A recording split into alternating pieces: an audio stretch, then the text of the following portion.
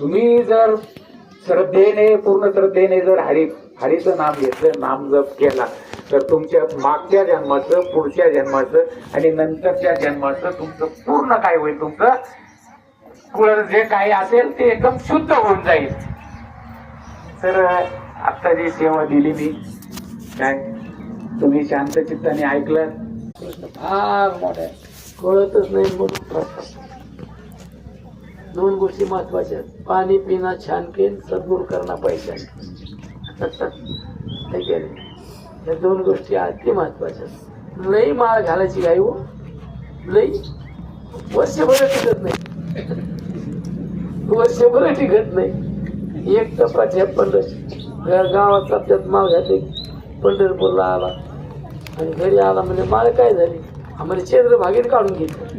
काय काही सवड सांगलं, त्याला पण आंघोळीला गेला, चंद्रभागेत काढून ती येत असते मी काढून, काहीतरी पळ वाटा याची जीभ लाच नाही.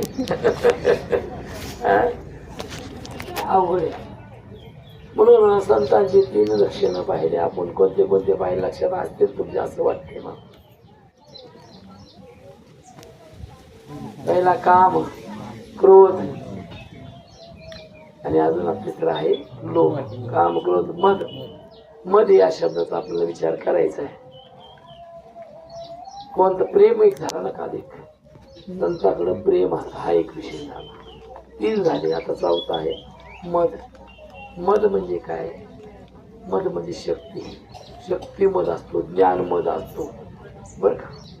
हा, मद म्हणजे शक्ती, किंवा त्याच्या सोपं सांगायचं म्हणजे नाथ महाराजांच्या भाषेत ताठा. ताठा उगत ताठ्याच्या लावडायचे घेणं देणं कधी मी बोललो नाही, काही उगत ताटलं ते. अभिमान दादा काऊन माझ्या सगळं तसं करता बरं. ताठ. नाथ महाराज बोलतात, अंगी भरला ताठा, कोणाशी मानिना, आणि साधूची छलना सोय करे. विनाकारण ताट मांडायचं ताट नाही, याला भगवंताची भक्ती करायचे. ताटपणा पहिला सोडावा, संताकडे ताटपणा नाही. नाथ महाराज खडकून सांगितलं, तुला देवाची भक्ती करायची ना, पहिला ताटपणा, लावाळ्यासारखा खाली वाक.